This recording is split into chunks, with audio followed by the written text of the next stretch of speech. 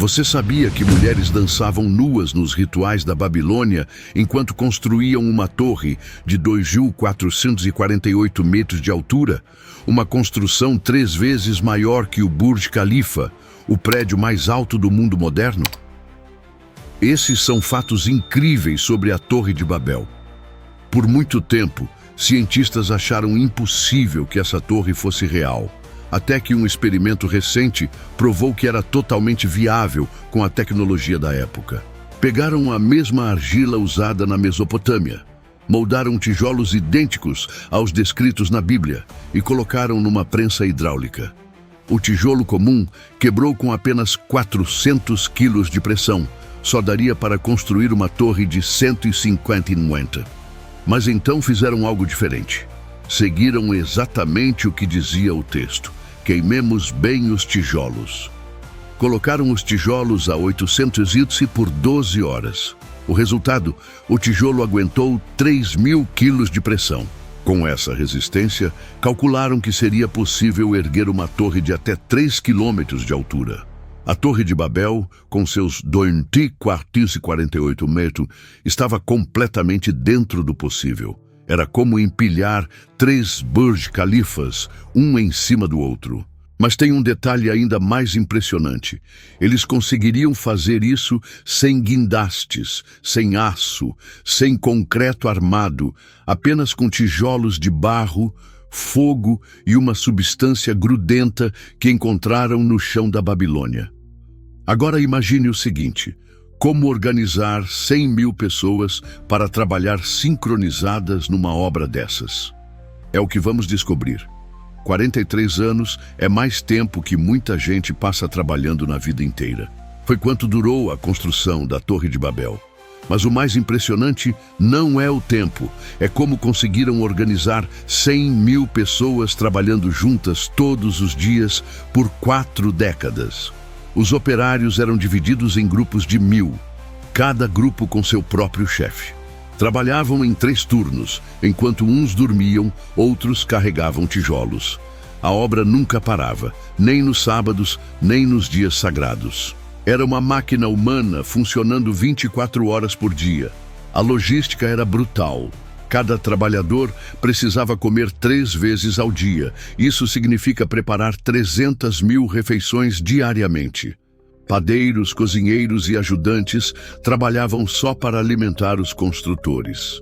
Água vinha do rio Eufrates em jarros de cerâmica carregados nas costas de burros e escravos. As mortes eram constantes, quedas de grandes alturas, esmagamentos por tijolos, exaustão pelo calor do deserto. Estima-se que morreram 10 pessoas por dia durante toda a construção, mais de 150.000 mortos em 43 anos. Cada andar da torre era literalmente construído sobre sangue e sacrifício humano. O que havia dentro da torre? A Torre de Babel não era apenas uma pilha de tijolos.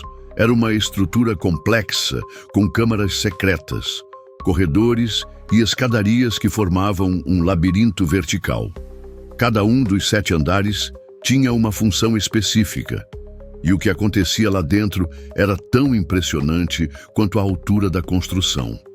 A base média 90 metros de cada lado, quase um quarteirão inteiro. O primeiro andar, com 50 metros de altura, abrigava armazéns gigantescos. Ali ficavam estoques de comida, água, tijolos e betume. O segundo andar era residencial, dormitórios para os mestres construtores e suas famílias. Sim, pessoas moravam dentro da torre durante a construção. Do 3º ao 5º andar ficavam as oficinas. Ferreiros forjando ferramentas, carpinteiros preparando formas, oleiros produzindo recipientes. O 6º andar era o mais misterioso. Câmaras religiosas onde mulheres dançavam em rituais para abençoar a construção. Arqueólogos encontraram descrições desses rituais em tabuletas. Elas dançavam nuas ao redor do fogo sagrado, pedindo proteção aos deuses para que a torre alcançasse os céus. O 7º e último andar seria o observatório. Ali, sacerdotes estudariam as estrelas e se comunicariam com os deuses. As paredes internas eram cobertas com betume polido, criando uma superfície negra e brilhante que refletia a luz das tochas. Mas como subir materiais pesados por essas alturas impossíveis? Sem elevadores, acordar às 4 da manhã, comer pão duro com cebola, subir centenas de metros, carregando tijolos de 15 quilos. Essa era a vida dos operários da Torre de Babel. Uma rotina brutal que matava homens todos os dias, mas que nunca faltava voluntários. Por quê? Porque pagavam em prata. Um operário da torre ganhava mais em um mês do que um agricultor em um ano. O trabalho começava antes do sol nascer para evitar o calor do deserto. Cada homem carregava 2 tijolos por vez, subindo rampas em espiral que contornavam a torre sem proteção, sem equipamentos de segurança. Um passo em falso significava morte certa. Os corpos dos que caíam eram enterrados na própria fundação da torre. Diziam que seus espíritos ajudariam a sustentar a estrutura. O sistema de cordas e polias era revolucionário. Usavam troncos como roldanas e cordas feitas de fibra de palmeira para içar cargas mais pesadas. 50 homens puxavam juntos, coordenados por um capataz que batia tambor. Quando o ritmo acelerava, sabiam que alguém importante estava subindo. Quando parava de repente, alguém tinha caído. À noite, dormiam em barracas ao redor da construção. O cheiro de suor, betume e morte pairava no ar. Mas havia algo pior que o cansaço e o perigo. O medo do dia em que ninguém mais conseguiria se entender. O dia em que a obra parou era uma manhã comum no 46º ano de construção. Os operários subiram como sempre, carregando tijolos e betume. De repente, algo inexplicável aconteceu. Um pedreiro gritou uma ordem para seu ajudante. O ajudante olhou confuso, não entendia nada. Era como se o mestre estivesse falando outra língua. Em minutos, o caos tomou conta do canteiro. Ninguém entendia mais ninguém. Ordens viraram ruído. Mestres construtores gesticulavam freneticamente, tentando se fazer entender. Operários largavam ferramentas apavorados. Alguns achavam que tinham ficado surdos, outros pensaram que era maldição. O pânico foi imediato. Um grupo de trabalhadores no 6º andar não entendeu o alerta sobre uma viga solta. 5 homens morreram esmagados no térreo. Carregadores soltaram cordas que suspendiam toneladas de material. A queda matou dezenas. Em questão de horas, séculos de conhecimento técnico viraram Babel, confusão total. As consequências foram devastadoras. Famílias não se reconheciam mais pela fala. Maridos não entendiam esposas. Pais não compreendiam filhos. Grupos começaram a se formar por idiomas similares. Em 3 dias, dos 100.000 trabalhadores, restavam menos de 1.000. O resto fugiu, formando caravanas que partiam em todas as direções. A maior obra da humanidade foi abandonada de um dia para o outro. Mas o mais intrigante é que temos provas físicas de que isso realmente aconteceu. Se você gosta de descobrir os segredos mais sombrios da Bíblia, que a igreja não conta, se inscreva agora no canal. Por que construir tão alto? A versão oficial diz que queriam alcançar os céus por orgulho. Mas documentos cuneiformes revelam motivações mais complexas. O trauma do dilúvio, apenas 130 anos antes, ainda assombrava os sobreviventes. Nimrod, neto de Noé, tinha perdido dezenas de parentes nas águas. Sua obsessão não era apenas poder, era sobrevivência. Nunca mais seremos pegos desprevenidos. Está escrito numa tabuleta encontrada em 1922. A torre funcionaria como refúgio em caso de nova inundação. Com 2.400 metros de altura, nem o maior dilúvio imaginável alcançaria o topo. Mas havia outro propósito ainda mais ambicioso. A torre seria uma antena cósmica. No topo, sacerdotes receberiam mensagens divinas sobre catástrofes futuras. Como o informante privilegiado de Wall Street, que sabe quando vender antes do crash. Eles teriam conhecimento antecipado de secas, pragas, invasões. Informação é poder, e poder absoluto era o objetivo final. Havia também o aspecto prático, visibilidade. Uma estrutura de 2.400 metros seria vista de qualquer ponto da Mesopotâmia. Caravanas perdidas no deserto usariam como referência. Exércitos inimigos pensariam 2 vezes antes de atacar uma civilização capaz de tal feito. Era o Ultimate Power Display da antiguidade. Mas construir alto tinha um preço, e esse preço seria pago com algo mais valioso que ouro ou prata. Se você confia que Deus tinha um plano maior ao confundir as línguas, comente agora. Deus é soberano. Mostrar nossa fé nos comentários. O maior mistério da Torre de Babel não é como foi construída, é como desapareceu. Uma estrutura de 2.500 metros de altura com base de 90 milímetros não some do nada, mas foi exatamente isso que aconteceu. Onde deveria haver a maior montanha de escombros da história, há apenas nada. Existem 3 teorias principais. A primeira, terremoto catastrófico.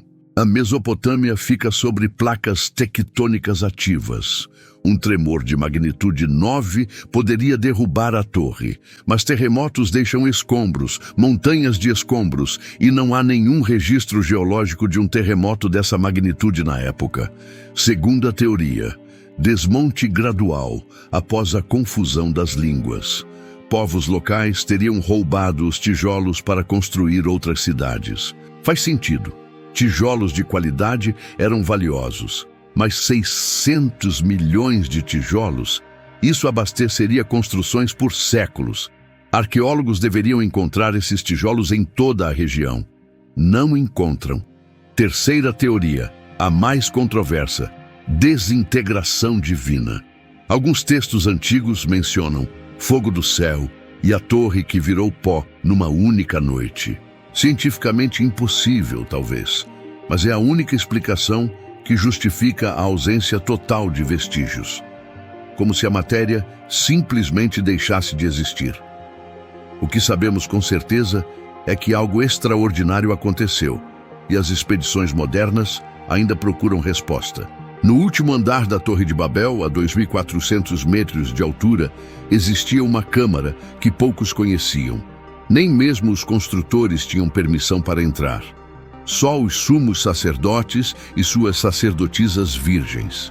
O que acontecia lá dentro era o segredo mais bem guardado da Babilônia. Textos cuneiformes recentemente decifrados revelam o impensável. Eles tentavam abrir um portal. Não metaforicamente, literalmente. Acreditavam que na altitude certa, com os rituais corretos, poderiam rasgar o véu entre os mundos, onde o céu toca a terra. Diziam os escritos, os deuses caminham entre os homens.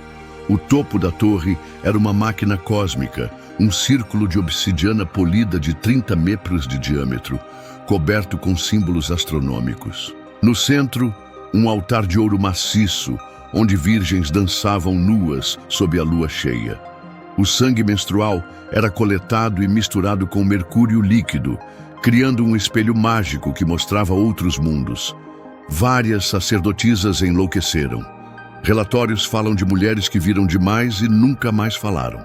Coerentemente, uma delas, antes de se jogar da torre, gritou: "Eles estão vindo, as estrelas têm olhos." Seu corpo nunca foi encontrado. Testemunhas juraram que ela se desfez em luz antes de tocar o chão. A confusão das línguas pode não ter sido punição divina. Talvez eles conseguiram abrir o portal e algo passou por ele. Os construtores da Torre de Babel descobriram algo que a humanidade levou milênios para redescobrir. Não era magia negra, nem conhecimento alienígena. Era química pura. E começava com algo que parecia lama comum do rio Eufrates. Primeiro, moldavam tijolos com argila especial. Não qualquer argila, mas uma mistura encontrada apenas naquela região. Depois vinha o segredo. Ao invés de secar ao sol, Como faziam com casas comuns, colocavam os tijolos em fornos gigantescos. Temperaturas de 800 transformavam a estrutura molecular da argila. O tijolo virava praticamente pedra, mas o verdadeiro truque estava na cola. Usavam um betume natural, um petróleo pastoso que brotava do chão em poços negros. Quando aquecido, o betume penetrava nos poros dos tijolos, criando uma ligação mais forte que cimento moderno. Arqueólogos encontraram tijolos de Babel ainda grudados depois de 4.000 anos.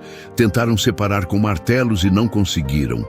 Cada tijolo pesava 15 quilos e media. Para construir a torre inteira, precisaram de 600 milhões de tijolos. A produção era industrial. 50.000 tijolos por dia, 365 dias por ano. Fornos funcionando sem parar, consumindo florestas inteiras como combustível. Mas toda essa tecnologia seria inútil sem resolver um problema crucial, como erguer tijolos de 15 quilos a 2 quilômetros de altura. E se você ficou impressionado com a engenharia da Torre de Babel, não se esqueça de se inscrever e deixar o like no canal. O Exegeta, até o próximo vídeo.